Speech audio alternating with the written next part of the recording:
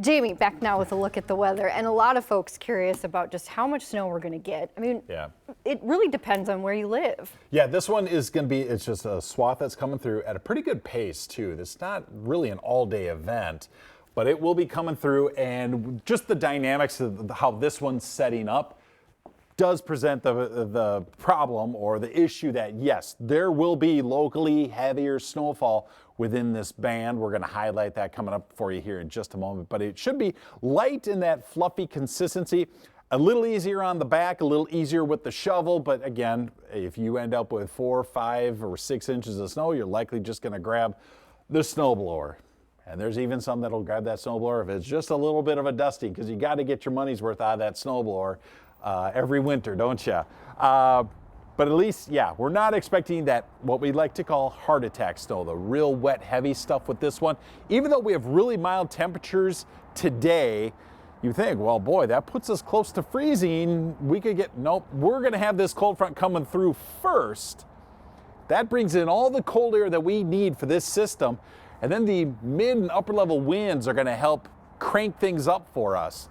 And that's what we're going to see dropping southeasterly. You can see it right here north of Montana, and it's going to make its way southeasterly across west central Minnesota into southeast Minnesota for tomorrow. Parts of western, southwestern Wisconsin also included in that. Right now, it's just the cloud cover moving in. The temperatures are dropping from the north. The winds will settle down from the north and northwest later on tonight. It's still going to be rather breezy through these overnight hours, but you're going to see the clouds building in as we go through the overnight. And now here it comes. Those winds are going to be generating this swath of snowfall. You can see probably just south of the Minnesota River Valley there. As we take it through the rest of the early morning into the afternoon hours, it's going to start to cut right under the Twin Cities. We'll stop it there at about noon. You're going to see from noon to about 3 o'clock, it hangs in there a bit and then starts to die down. So as we get closer to 5 and 6 o'clock, things are expected to die down a bit around here. Your weather impact alert will take you through the 6 o'clock hour right now. Likely we are going to have some travel concerns again through the southern half of the state.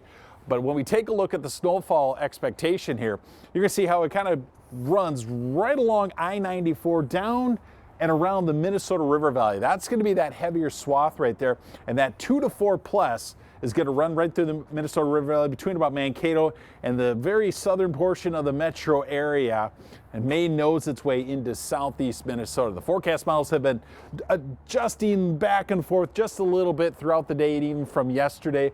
But again, that's where we expect to see that heavier band of snow around the Twin Cities. Northern metro will see less than the south metro.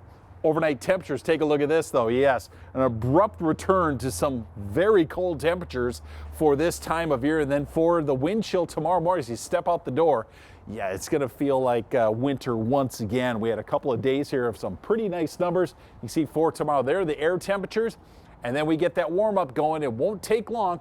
A couple of light snow showers on Tuesday, and then rain showers with some very mild temperatures Thursday and Friday.